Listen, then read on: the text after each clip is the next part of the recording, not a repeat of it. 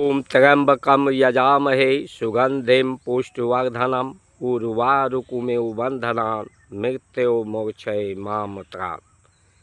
ये भारत का जो स्वरूप है, जगत का स्वरूप, भारत का स्वरूप का जो यजन है, उपाय है। यजन का पर्याय उपाय भी होता है, यजन का पर्याय यज्ञ भी होता है। ये उपाय यज्ञ का, यजन का, कि सब प्रकृति में सुगंध हो, शांति हो, पवित्रता हो। शांति, सुगंध, पवित्रता से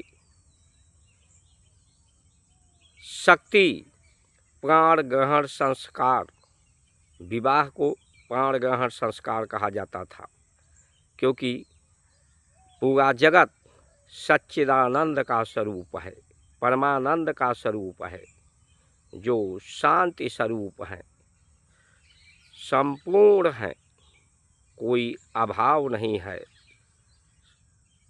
परिपूर्ण है।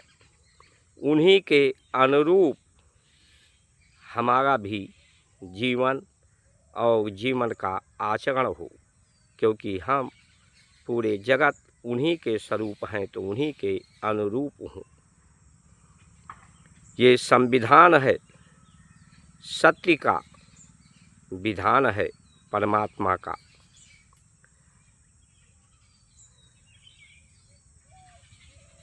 उस परमानंद का जो स्वरूप है वो प्राण के स्वरूप में है।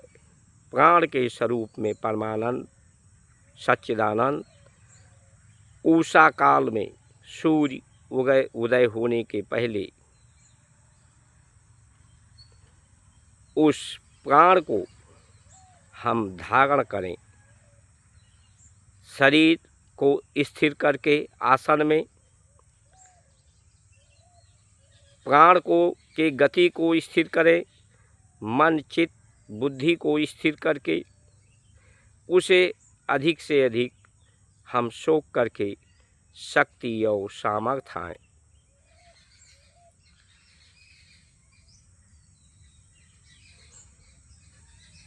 उसी प्राण स्वरूप शक्ति को धरती ग्रहण करती है,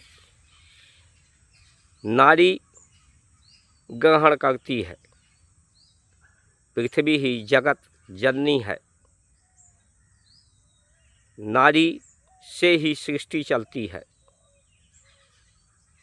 तो सब में पवित्र भाव आवे, उस मूल स्वरूप को लोग धारण करके शक्ति सामर्थ्य हो। इसके लिए उपाय करना होता है।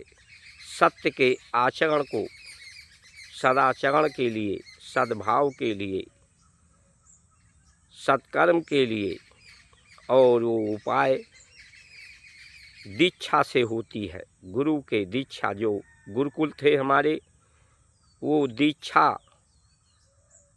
और शिक्षा, यानी शिक्षा का पर्याय सिर्फ सीखना होता है, अभ्यास। उस अभ्यास से आचरण में आता है।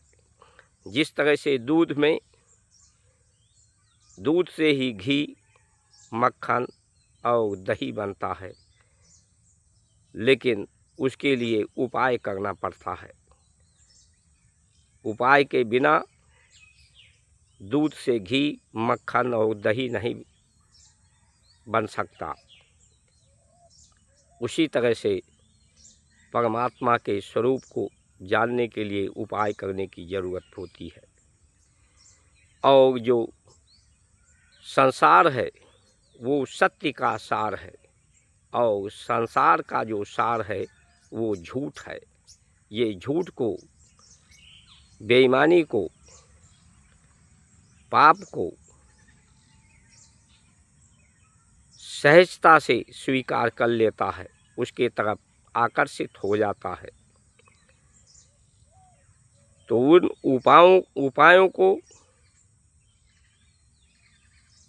मुगलों ने समाप्त किया, अंग्रेज़ों ने संविधान बना करके समाप्त किया और देश स्वतंत्र हुआ, तो उसका पुनर्स्थापन उन गुरुकुलों का, विश्वविद्यालयों का स्थापना नहीं हुआ जिसमें विश्व के लोग दीक्षित होते थे, शिक्षित होते थे। आज हमारे देश के लोग विदेश में जा कर के पढ़कर विदेशी नीतियाँ, विदेशी विचार, विदेशी मानसिकता को सीख रहे हैं, जो अधिकारवादी है, पूंजीवादी है, कैपिटलिज्म, उद्योगवादी है। इसलिए स्वामी इतना दीजिए जामे कुटुंब समाए, मैं भी भूखा ना रहूं, साधु न भूखा जाए। ज़्यादा की कामना ही नहीं की गई हमारे भारत की संस्कार संस्कृति में। ज़्यादा की कामना करने वाले ही बेईमानी सिखाते हैं, क्योंकि उन्हें बेईमानों को अधिक से अधिक लोग बेईमान हो जाएं, अधिक से अधिक लोग अधिक खर्च करने वाले हो जाएं, अधिक चाहने वाले हो जाएं, तभी उनकी इच्छाएं पूर्ण होती हैं। अधिक से अधिक लोग शराबी हो जाएं, बेईमान हो जाएं, भ्रष्टाचारी हो जाएं,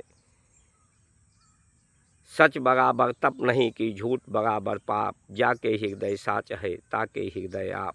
आपका पर्याय उस परमात्मा का स्वरूप, उस प्राण को के स्वरूप को ग्रहण करने की अवस्था,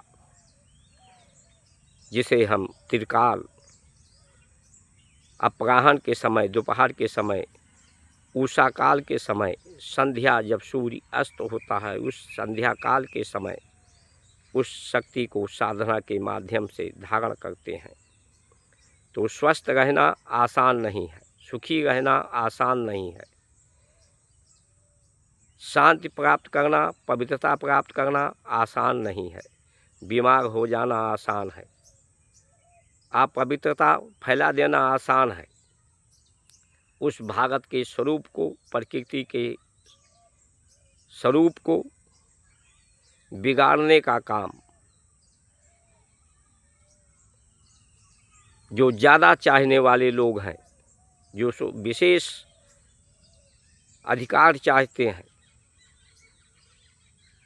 विशेष संसार को भोगना चाहते हैं, ऐसे लोगों ने, ऐसी नेताओं ने, ऐसी नीतियों ने इस देश की स्थिति, भारत की स्थिति, सत्य की स्थिति को बिगाड़ दिया है।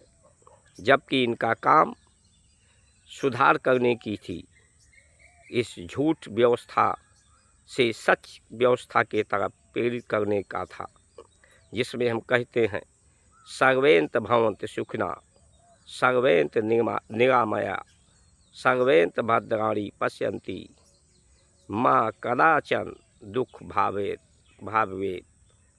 किसी को कदाचित भी दुख न हो।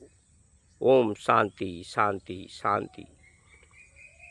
पूरे वसुधा को हम एक कुटुंब, परिवार के रूप में स्वीकार करते हैं, यानी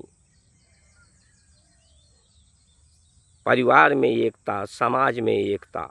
जो इस सत्य को समझता है वही समाज है, स्वीकार करता है, आचरण करता है।